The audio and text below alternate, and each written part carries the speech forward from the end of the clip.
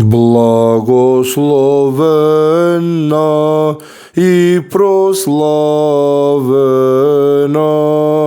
си ти, света блажена Матрона Московска, и Твоето свето тяло, и Твоите свети икони, и Твоите свети храмове, и Твоите свети монастири,